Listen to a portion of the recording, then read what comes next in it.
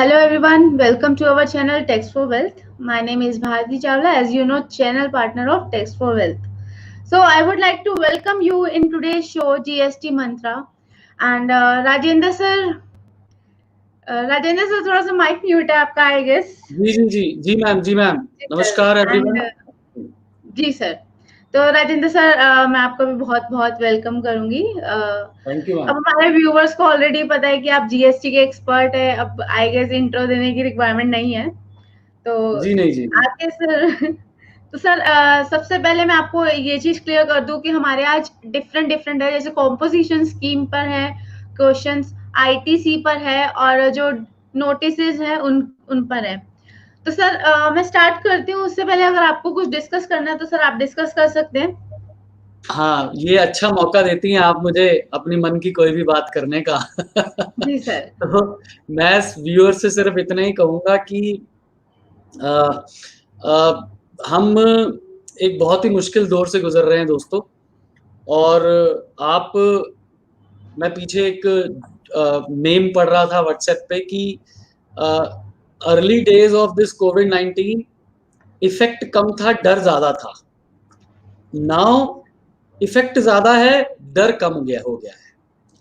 मैं रिक्वेस्ट करूंगा आप सबसे कि इसका डर थोड़ा बहुत बनाकर रखें. डर बनाने का अर्थ है कि सावधानी बरतें. आप अपनों की ध्यान रखें और कोशिश करें कि इस परेशानी से दूर रहें, बचकर रहें. मैं समझता हूं कि अर्थव्यवस्था को बहुत बड़ा नुकसान है. हम सबके जीवन यापन के जो जरिए थे बहुत हद तक बंद हुए हैं, ठप हुए हैं. लेकिन जीवन होगा तो जीवन यापन भी बना रहेगा. साथ ही साथ जीवन पर भी ध्यान देना है. तो मेरी रिक्वेस्ट आपसे सिर्फ इतनी है कि थोड़ा सा डर अभी भी बनाकर रखें, सावधानी बरतें, एक दूसरे का ध्यान रखें, अपना ध्यान रखें. आप ये मानकर चलें कि मुझसे किसी को परेशानी नहीं होनी चाहिए. अगर मैं परेशान हो भी गया हूं तो मुझसे मेरे किसी दोस्त, सगे संबंधी को परेशानी नहीं होनी चाहिए. जब मैंने ये सोच लिया तो शायद मैं इस परेशानी पर, इस महामारी पर हम लोग कंट्रोल कर पाएंगे. आरती मैम, शुरू करते हैं सवाल जवाब का सिलसिला. जी सर. तो सर सबसे पहले कॉम्पोजिशन स्कीम से रिलेटेड क्वेश्चन है मेरा. Can a work contractor take registration under composition scheme? Madam, बहुत ही अच्छा सवाल है आपका. एक्चुअली देखिए, जो कंपोजिशन स्कीम है that is for small service provider, small supply providers. Goods के लिए भी है, ट्रेडर्स के लिए भी है, मैन्युफैक्चरर्स के लिए भी है. ट्रेडर्स के लिए कुछ स्पेसिफिक पोर्शन आप सर्विस का कर सकते हैं. लेकिन एक स्कीम सेक्शन 10 सबसेक्शन 2A में 1 अप्रैल 19 से आई और उसमें उन्होंने कहा कि आप जो है अगर प्योरली सर्विस प्रोवाइडर हैं तो आप जो है इस सेक्शन 10 सबसेक्शन 2 कैपिटल ए में ये सर्विस आप अगर प्रोवाइड कर रहे हैं तो कंपोजिशन सप्लायर हैं तो भी आप जो है कंपोजिशन ले सकते हैं अगर आप एक्सक्लूसिव सर्विस प्रोवाइडर हैं. लेकिन उसमें लिमिट जो है वो 50 लाख रुपए तक की है. आप 50 लाख से ज्यादा वर्क्स कॉन्ट्रैक्ट नहीं कर पाएंगे और 6% आपको जो है टैक्स जेब से देना होगा, आप कलेक्ट नहीं कर पाएंगे. जी सर. तो sir moving forward to my next question.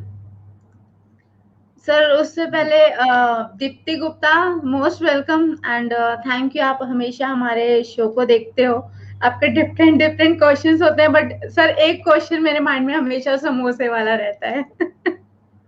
तो सर मैडम, आप फेमस हो गई हैं समोसों के चक्कर में. जी. तो sir coming to my question, sir उनका एक क्वेश्चन आया है. I have a client who is an IT server provider. They want to collect monies on behalf of their clients. They will transfer the money received to their client after deducting commission. Next is, will it come under pure agent What rate of GST applicable on which amount? Total money collected or commission part only? Madam अगर आपका कोई client जो है outside India में है या India में ही है, अब प्योर एजेंट बनने के लिए आपको जो है प्योर एजेंट के रूल्स की आपको वो बेसिकली कंप्लायंस करना पड़ेगा। अब आपके केस में पैसा आप कलेक्ट कर रहे हैं और उसके बाद आप जो है कमीशन डिडक्ट करके उनको दे देते हैं, तो मैं कहूंगा कि इसमें 2-3 एंगल्स हैं, मैं आपको बताना चाहूंगा। पहला तो आप प्योर एजेंट तब बनेंगे मैडम कि जब आप का अरेंजमेंट ऐसा होगा कि आपका रेसिपिएंट आपको ये अलाउ करता है कि आप उनके ब्याज पर पेमेंट रिसीव करें, और उसके बाद इनवॉइस कौन करता है इस बात पर निर्भर करेगा। इनवॉइस अगर आपका रेसिपिएंट डायरेक्टली कर देता है जिसके भी ब्याज पर आपने पैसा रिसीव किया है, तो अगर आप प्योर एजेंट के सारे क्राइटेरिया एग्रीमेंट है, आपका ये अलाउंस है, इनवॉइस डायरेक्टली जो रेसिपिएंट के नाम बनता है, तो आप प्योर एजेंट बन पाएंगे, अदरवाइज नहीं बन पाएंगे। तो ये सारी फॉर्मेलिटीज पूरी करने के बाद अगर आप प्योर एजेंट बन जाते हैं मान लीजिए, तो आपके सिर्फ कमीशन अमाउंट पर टैक्स लगेगा, 18% टैक्स लगेगा। बट मुझे थोड़ा सा इसमें डाउट है कि आप प्योर एजेंट बन पाएंगे, it would be difficult. And आपको रूल जो है, if I am not mistaken, 31 या 32 रूल है सीजीएसटी रूल्स का, आप वो रेफर कीजिए प्योर एजेंट का, सेक्शन 15 रेफर कीजिए वैल्यूएशन का, और आप इन दोनों को कॉन्जेंटली टुगेदर रीड कीजिए और फिर आप डिसाइड कीजिए कि आप प्योर एजेंट बन पाएंगे कि नहीं। जी सर, होप दीप्ति जी आपको आंसर मिल गया होगा। And very good afternoon mister Sunil sir and mister Vishesh Gupta ji. Vishesh भाई वेलकम, ये हमारे बड़े अच्छे परम मित्र हैं विशेष गुप्ता जी, हमारी बिल्डिंग में ही इनका ऑफिस है, इनके पिताजी भी बहुत सीनियर चार्टर्ड अकाउंटेंट हैं। विशेष वेलकम जी, बताइए मैम। जी सर, तो sir moving forward to my next question. Sir ITC से रिलेटेड ये क्वेश्चन है। I am a registered person, I have no exempt supply, I have FDR interest, should I consider this for ITC reversal? देखिए, अगर आप registered person हैं, आपकी exempt supply है और आपका एफडीआर इंटरेस्ट भी है, देखिए एग्जाम सप्लाई जो आप करते हैं सेक्शन, पहली बात तो अगर आप एग्जाम सप्लाई करते हैं तो आपको कोई भी इनपुट टैक्स क्रेडिट नहीं मिलता। अगर आप एग्जेम्प्ट प्लस टैक्सेबल दोनों करते हैं, मैं थोड़ा सा क्वेश्चन को और रीफ्रेम कर रहा हूं और रीफाइन करने की कोशिश कर रहा हूं। अगर आप एग्जेम्प्ट और टैक्सेबल दोनों सप्लाईज करते हैं तो आपको सेक्शन 17(2) के अनुसार प्रोपोर्शनेट इनपुट टैक्स क्रेडिट मिलता है, जो भी आपकी टैक्सेबल सप्लाईज के ऊपर होता है। रूल 42 और रूल 43 रेफर करना होता है। अब मैं मानता हूं कि आप एग्जेम्प्ट प्लस टैक्सेबल दोनों कर रहे हैं, तो आपको रूल 42 के अनुसार 17(2) 17(3) के अनुसार अपना रिवर्सल डिटरमाइन करना है, और 43 के अनुसार rule 43 also on capital goods rule 43 लगेगा, और इनपुट सर्विसेज पे रूल 42 लगेगा। तो क्वेश्चन को अगर रिफाइन करें तो आप एग्जेम्प्ट प्लस टैक्सेबल दोनों सप्लाईज कर रहे हैं, और आपका इंटरेस्ट ऑन एफडीआर भी है। तो मैं आपको बताना चाहूंगा कि 17(2) में स्पेसिफिकली रूल के अंदर आपको इंटरेस्ट ऑन एफडीआर को 17(2) की एग्जेम्प्ट सप्लाई नहीं माना गया है, और for the purpose of reversal of input tax credit under section 17(2), when you are effecting taxable as well as exempt supplies, the exempt supplies on account of interest received on FDR shall not be counted for the purposes of section 17 subsection 3, and corresponding input tax credit shall not be reversed, my dear friend. Sir mister Sunil sir का एक comment आई है, उनका question है, one of my client has given. हाँ जी पढ़िए ma'am, please पढ़िए। Sir please continue sir, continue पढ़िए ना। One of my client has given his property on rent to a bank in August 2018, but he did not show this rent in his 3B till date. His 3B is pending since December 2019. Continuing Sunil with भाई question. साहब, हाँ आगे पढ़िए. What we should do with that bank can get the credit of input. पिछला part दिखाना है इनके सवाल का भारती. जी सर. देखिए सुनील भाई साहब, अगस्त 18 आपने रेंट कलेक्ट किया और आपने इसको but he did not show in rent in 3B. 3B में नहीं दिखाया तो क्या 1 में भी नहीं दिखाया? अगर 1 में भी नहीं दिखाया तो 18-19 के 1 को अमेंड करने की डेट आपकी सितंबर 19 थी, वो निकल चुकी. अब समस्या ये है कि आपने ना तो टैक्स पे किया और ना ही बैंक को क्रेडिट मिला, क्योंकि अगर 1 में नहीं दिखाया तो, जब 3B में नहीं दिखाया तो I'm assuming कि 1 में भी नहीं दिखाया होगा आपने. अगर 1 में दिखा दिया तो उसको क्रेडिट मिल गया होगा. मैं दोनों पॉसिबिलिटीज को लेकर चलता हूँ. अगर आपने 1 में दिखा दिया सुनील भाई साहब, तो आपके रेसिपिएंट जो कि बैंक है उसको क्रेडिट मिल गया होगा, कोई समस्या नहीं है, कोई टेंशन की बात नहीं. लेकिन अगर आपने 3B में नहीं दिखाया और 1 में भी नहीं दिखाया, अब परेशानी यहाँ पर क्या है कि आपका टैक्स कलेक्टेड है बट पेड नहीं है. 3 महीने से ज्यादा समय हो गया है. लैंड रेवेन्यू की तरह कलेक्ट होगा, आप पर सेक्शन 79 में रिकवरी प्रोसीडिंग शुरू हो सकती हैं. आपको तो टैक्स देना ही पड़ेगा क्योंकि आपने कलेक्ट किया है, ब्याज के साथ देना पड़ेगा, और शो कॉस्ट से पहले दे दोगे तो शायद पेनल्टी बच जाएगी. लेकिन आपके, अगर आपने 1 फाइल नहीं किया, मैं उस पॉसिबिलिटी में बात कर रहा हूं, अगर अब आपने 1 फाइल नहीं किया, टैक्स तो देना पड़ेगा, ब्याज के साथ देना पड़ेगा, और शो कॉस्ट से पहले दे दोगे तो पेनल्टी बच जाएगी. लेकिन अगर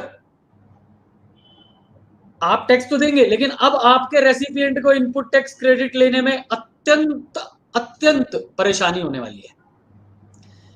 tax not collected, Sunil ji, tax not collected, तो अब वो चार्ज कैसे करोगे आप उसे? ये तो बहुत ही कहानी बदल दी आपने पूरी. अगर टैक्स ही कलेक्टेड नहीं है तो भाई साहब आप टैक्स कलेक्ट कीजिए, टैक्स कलेक्ट कीजिए. वो टैक्स आप उस पर्टिकुलर पीरियड का कलेक्ट करेंगे, वो क्रेडिट कैसे लेगा? तो ये मैटर जो है वो लिटिगेशन का हो गया है सर. तो मेरे हिसाब से तो आप पहले, अगर आपने टैक्स कलेक्ट नहीं किया, सिर्फ रेंट कलेक्ट कर लिया है, तो मैं मान लूंगा कि उस रेंट में टैक्स इंक्लूडेड है. मैं तो यही मान लूंगा आपके लिए, उसके लिए नहीं, रेसिपिएंट के लिए नहीं, आपके लिए मान लूंगा कि उस रेंट में टैक्स इंक्लूडेड है.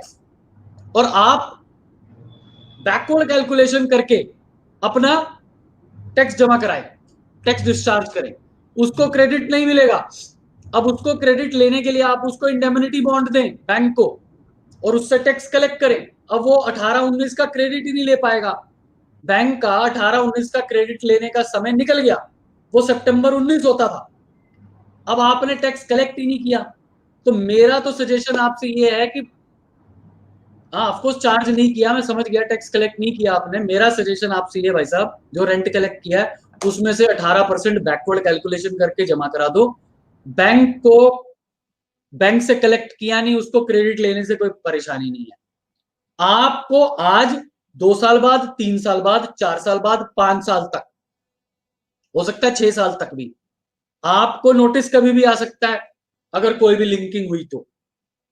आपके 26AS में उसने टीडीएस काट के जमा कराया होगा इनकम टैक्स में 194I में, और आपने उसको 3B में दिखाया नहीं, तो डिपार्टमेंट 5 साल बाद भी आपको नोटिस कर सकता है और आप पर सेक्शन 74 लगेगा, suppression of facts, non disclosure of information.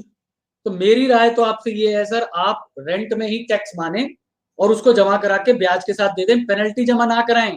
Penalty से आपको मैं बचवा सकता हूं, शो कॉज नहीं हुआ है, सेक्शन 73 सब सेक्शन 5 में DRC 03 से, आप DRC 03 से मत फाइल करें, आप 3B से फाइल कर दें, 3B में डालें और टैक्स जमा करा दें, ब्याज के साथ जमा करा दें. आप छोड़ दीजिए DRC 03, छोड़ दीजिए, ब्याज के साथ जमा करा दें. तो मेरा आपको ये सजेशन है सुनील जी, आप इस तरह से करें. थोड़ा सा कॉम्प्लिकेटेड क्वेश्चन था आपका, बट इसके अलावा और कोई चारा नहीं है सर. जी भारती मैम. जी सर. दीप्ति मैम का एक और सवाल है, वही स्नैक शॉप पे, फिर वो सवाल ले आई हैं. सर दीप्ति जी का क्वेश्चन लेने से पहले मेरे पास एक क्वेरी आई है सीए हरकेश खन्ना, जीएसटी से रिलेटेड क्वेरी है सर उनकी। जी हरकेश खन्ना जी हमारे मित्र हैं, मुझसे सवाल पूछ रहे थे तो मैंने कहा भारती मैडम से पूछो, वो बताएंगी जवाब। सर सवाल ऐसा क्वेश्चन मैं पूछूंगी, आंसर तो आपको ही देना है। अरे मैडम मैं जवाब दे दूंगा आपके बेयाब पे। ऐसा है ना, देखिए जब आइंस्टाइन कहीं भाषण देने जाता था तो एक दिन आइंस्टाइन को लगा कि कुछ अच्छा किया जाए, बढ़िया किया जाए। तो आइंस्टाइन ने क्या किया, अपने ड्राइवर को पीछे बिठा दिया और खुद आगे बैठ गया। और वहां जाकर जब ड्राइवर वहां गया, आइंस्टाइन को वहां पहचानते नहीं थे जिस सेमिनार में उसने बोलने जाना था। तो आइंस्टाइन के ड्राइवर को कहा गया कि भैया तू आगे जाके बोलियो, ये कैसे छोटे छोटे सवाल हैं, इनका जवाब तो मेरा ड्राइवर दे देगा, तो तू मुझे बुला लियो और मैं जवाब दे दूंगा। तो मैडम मैं आपका ड्राइवर ही हूं तो मैं जवाब दे दूंगा, कोई दिक्कत नहीं है। आप पूछिए, सवाल पूछिए खन्ना साहब का। सर एक सेकंड सर, मैं बस पूछ रही हूँ, थोड़ा सा नेटवर्क इश्यू आ रहा है मेरे इसमें। कोई बात नहीं। सर उनके क्वेश्चन से पहले हम दीप्ति जी का ही क्वेश्चन ले लेते हैं सर। जी जी। सर ये तो हमेशा आएगा स्नैक्स पे या समोसे पे ही रहती हैं। नहीं नहीं मैडम, अच्छा है ना, हमें मतलब फील आता रहता है समोसों का। जी sir. Sir next question is for the snack shop only. Can I keep photocopy machine in that shop? If yes, what GST rate on it? All other food items are in 5% as you suggested last time. Madam So, आप मजाक ना करें हमारे साथ।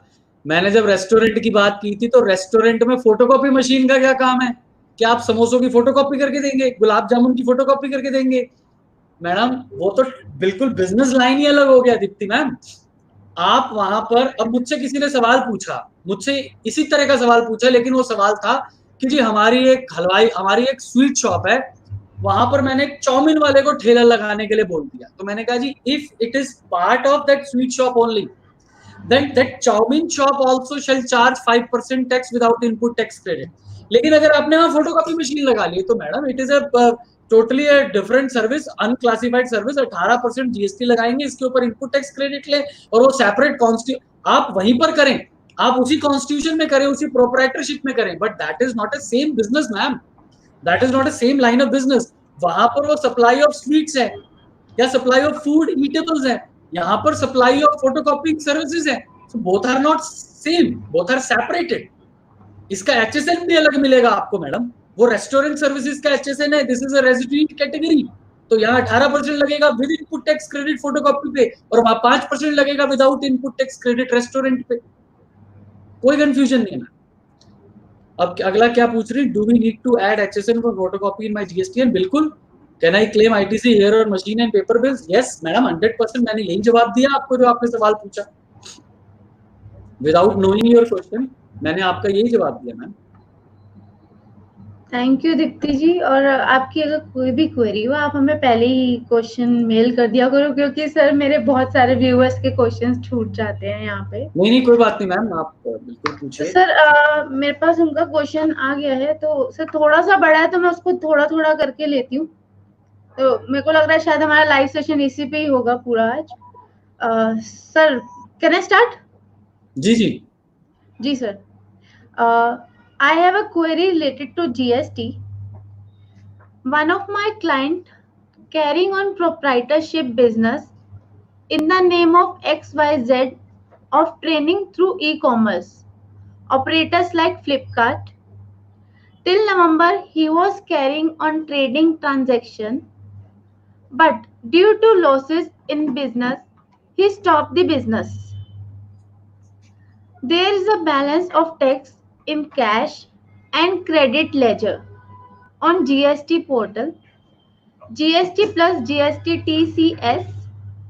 Now, if closes the business, I suppose he will not get any refund till date. We are filing his returns regularly as nil turnover. Sir जहां तक बात, जी हाँ सर। जी हो गया मैम क्वेश्चन? सर आगे है इनके क्वेश्चंस, तो आप पहले ये यहाँ वाला तक क्वेश्चन हो कवर गया कर ना, ये लीजिए। वाला? जी जहां तक बात आती है हरकेश खन्ना साहब टीसीएस की, या वहां पर कैश लेजर में टैक्स पड़ेगी, उसका रिफंड अंडर सेक्शन 54 आपको मिल जाएगा, आप क्लेम कीजिए, आपको रिफंड मिल जाएगा। जहां तक आपके इलेक्ट्रॉनिक क्रेडिट लेजर में कोई फंड्स पड़े हैं तो वो आपको रिफंड नहीं मिलेंगे। अगर आप बिजनेस डिसकंटिन्यू कर रहे हैं तो वो आपको इनफैक्ट आपको अपना जीएसटीआर 10 फाइल करना है, फाइनल रिटर्न फाइल करना है, उसमें आपको अपने स्टॉक की इंफॉर्मेशन देनी है। अगर आपके पास स्टॉक नहीं है that is a separate question, और अगर आपके पास स्टॉक है तो उसके ऊपर आपको वो सप्लाई ट्रीट हो जाएगी, और वो सप्लाई ट्रीट होते ही उसके ऊपर टैक्स लगेगा। उस टैक्स को आप अपने इनपुट क्रेडिट लेजर से एडजस्ट कर सकते हैं। और अगर आपके पास ऐसा कोई भी स्टॉक नहीं है, टैक्स नहीं लगेगा, तो इनपुट टैक्स क्रेडिट का कोई और चारा नहीं है सर, वो आपका वहीं पर है। अगर आप बिजनेस बंद करते हैं then you have to forgo that tax, that refund provision for refund of electronic credit ledger is not available. Sir ये ना क्वेश्चन जो ये क्वेरी है, ये देखो मैंने ना साइट पे सर शेयर स्क्रीन कर दिया है। मैडम ये बहुत छोटा लिखा है, मुझे समझ नहीं आ रहा, पढ़ नहीं पा रहा मैम मैं। बहुत छोटा है सर, फिर मैं ही पढ़ लेती हूँ इसको। जी सर मैं ही पढ़ देती हूँ इसको आगे। सर आगे है उनका, at the same time he is a director in ABC Private Limited Company with 50% holding, and till 30th June was drawing monthly salary of rupees 1 lakh. I suggested him to reduce the amount of salary of rupees 25,000 per month and start raising the consultancy charges bill of rupees 1 lakh and charges GST at the rate 18%. He is MCA qualified. हो गया madam सवाल? Sir आगे अब इनका इस query पे है कि इनकी जो इसमें क्वेरी है कि is it a right approach? देखिए खन्ना साहब, मैंने आपको लीगल प्रोविजंस बता दिए सर। अब आप वो प्लानिंग क्या करते हैं, कैसे करते हैं, वो आप अपने इंडिपेंडेंट लेवल पर देखिए सर। हम लोग तो सिर्फ लॉ बता सकते हैं सर। अब वो प्लानिंग जो है वो तो आपको खुद ही डिजाइन करनी है सर अपने आप। तो मेरे हिसाब से I am done with this answer. आप नेक्स्ट क्वेश्चन पूछिए मैम। सर उनका उसी में नेक्स्ट है कि will this output credit liability raised by issued of bills to ABC Private Limited in individual name will be suggested against available input credit in his proprietorship business name XYZ trading madam business. एक minute मैं बीच में रोक रहा हूँ। ये planning part है ma'am, I am not able to answer it, I will not be able to answer it. The law I have already told him, and whether yes he will be able to charge, he director can charge the company, that is not a problem. remaining issues तो फिर accordingly decide होंगे। जी sir. Sir एक बार मैं next वाला भी पढ़ देती हूँ, आरसीएम लाइबिलिटी से रिलेटेड है। खन्ना साहब का ये सवाल है? जी सर। जी पूछिए, इससे अगला सवाल पूछिए। जी, will there be RCM liability on the company for service charges to bill raised by director if he continues to draw salary rupees 25,000 per month? देखिए सैलरी के ऊपर आरसीएम जो है वो नहीं है। अभी सर्कुलर आया था पीछे जून महीने में, उन्होंने क्लैरिफाई कर दिया था कि अगर एम्प्लॉयर एम्प्लॉय रिलेशनशिप है खन्ना साहब तो आरसीएम नहीं लगेगा। आरसीएम लगेगा सिर्फ जहां पर सिटिंग फीस मीटिंग फीस दी जाती है, उसी केस में आरसीएम लगेगा।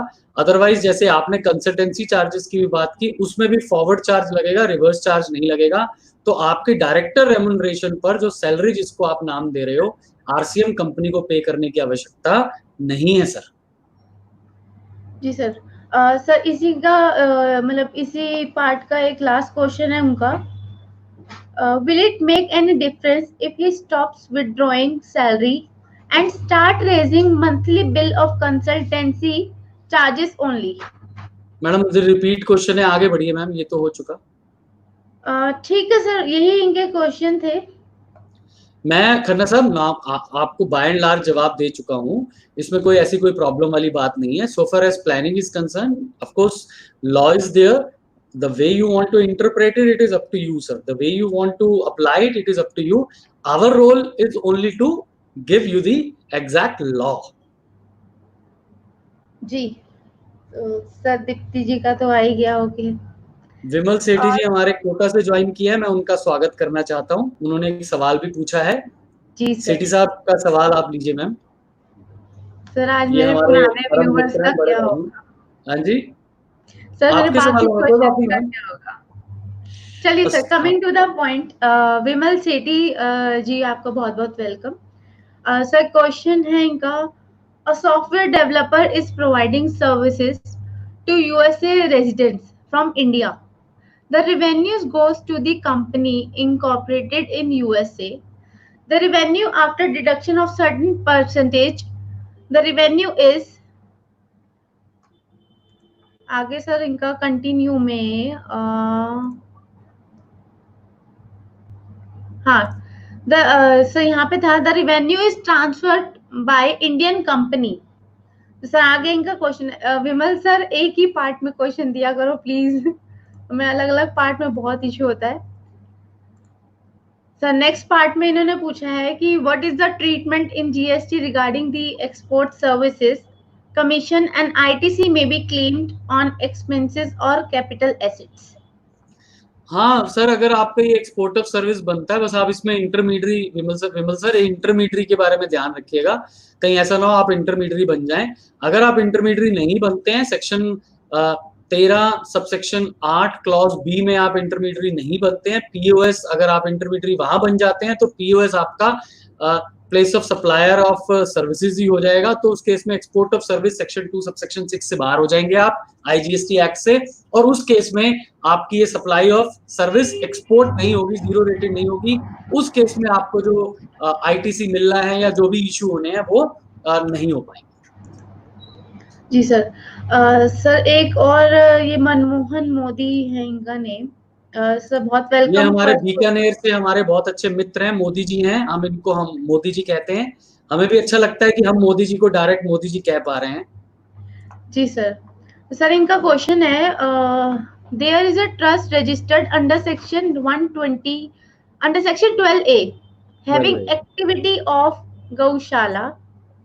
It has gross donation received of 1.5 crores.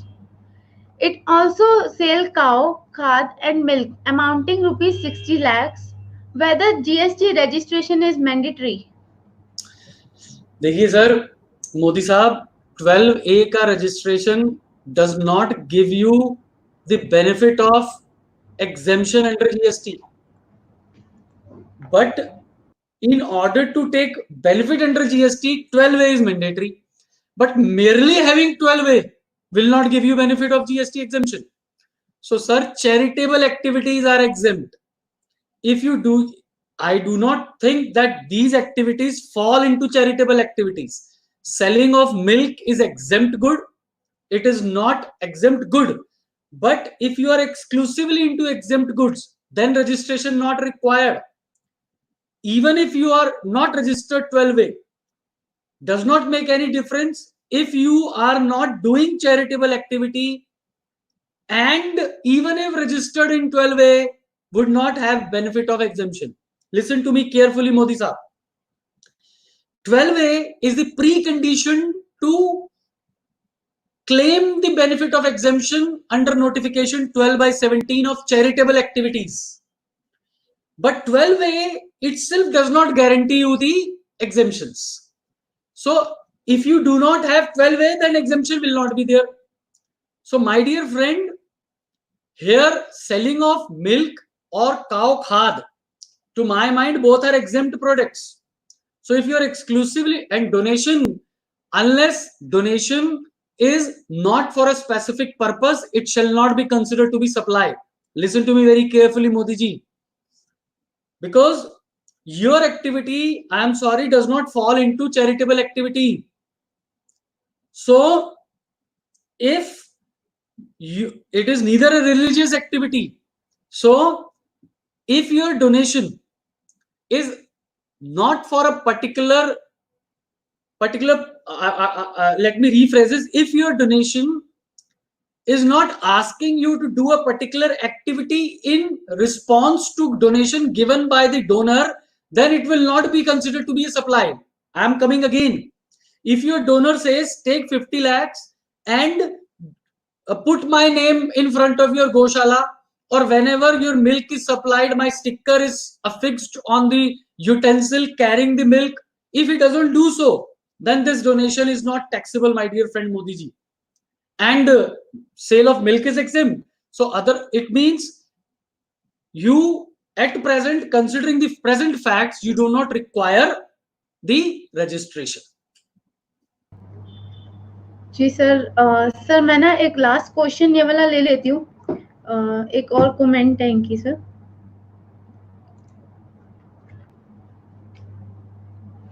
I am arranging import of goods for one of my client in Nepal from Turkey. Will this be considered as export of service? देखिए, यहाँ पर question ये है कि नेपाल से goods आप Turkey भेज रहे हैं. अब अगर मैं थोड़ा सा फैक्ट्स को और रिफाइन करने की कोशिश करता हूँ इस क्वेश्चन में, अगर आप इंडिया में हैं, नेपाल से गुड्स खरीदे और टर्की भेज दिए, नेपाल वाले ने इनवॉइस किया आपको इंडिया में और आपने इनवॉइस किया टर्की वाले को, तो my dear friend, this is not a supply of service but supply of goods only, and we will call it the supply of goods from one non-taxable territory to another non-taxable territory, entry number 7 of the schedule 3 to the CGST Act. In that case, it shall be neither to be treated as supply of goods nor as supply of services outside the purview of GST. But if you are doing it on a commission, now this is very interesting, if you are doing it on commission, goods are directly supplied on the invoice of Nepal supplier to the Turkey recipient, and then you raise your commission invoice to the Nepal supplier, then it would be considered to be a intermediary services, and the POS in that case, section 13(8)(b) as per IGST Act shall be here in India, and it shall be taxable supply of service, and you have to pay the tax from your own pocket, unless you don't have an arrangement with the Nepal supplier that in addition to the commission, I will charge you the tax. But of course, tax cannot be exported, but tax shall form part of your supply of service only. Separately, you cannot charge the tax also. जी sir, तो sir अभी तो sir 33 minutes already. Let's take last two questions of your viewers, ma'am. We can move on 10 more minutes. comment आई है इलाका की. No sir, Turkey से Nepal. Doesn't make any difference whether it is from Nepal to Turkey or Turkey to Nepal. Doesn't make any difference. My answer will remain the same. Okay sir, let me take last question. Sir अभी मेरे viewers के और भी question है, फिर ये next episode में जो नेक्स्ट शो है उसमें हम लेंगे. And I am really sorry to my viewers जिनके क्वेश्चंस रह गए हैं मेरे पास. मैं नेक्स्ट शो में पक्का आपके क्वेश्चंस लूंगी. सर एक लास्ट क्वेश्चन हम ये वाला ले लेते हैं. What is the due date for ITC 4 for June 2020 quarter? ITC 4 is for basically details of information where goods are being sent from the principal manufacturer to the job worker, and vice versa also. Now for this June 20 quarter June 20 ITC 4, because ITC 4 is to be furnished quarterly. So notification 55/20 central tax released on 27 June 2020 gives the relief that if any due date falling within 20th March till 30th August 2020, then the due date shall consider to be on 31st August 2020. So my dear friend, for this ITC 04, the last date shall be for June quarter 20 shall be 31st August 2020.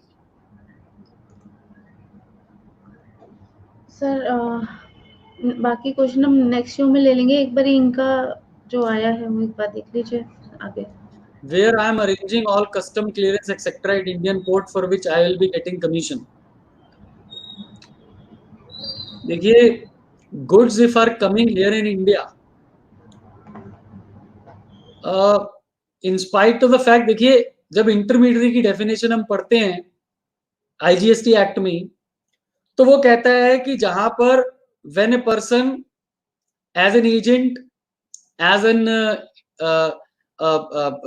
broker, or by whatever name called, facilitates or arranges, and you have used the word arranging, facilitates or arranges the supply of goods or services from one person to another, not on his own account, then he shall be considered to be intermediary as per IGST Act.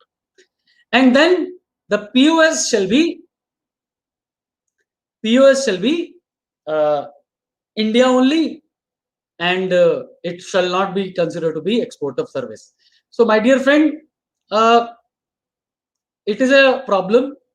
Although you may be bringing foreign exchange to the country, we have brought this fact to the notice of the lawmakers since 2017, July 17, when the law came, and they are very well aware of this fact, but unfortunately nothing has been done as yet.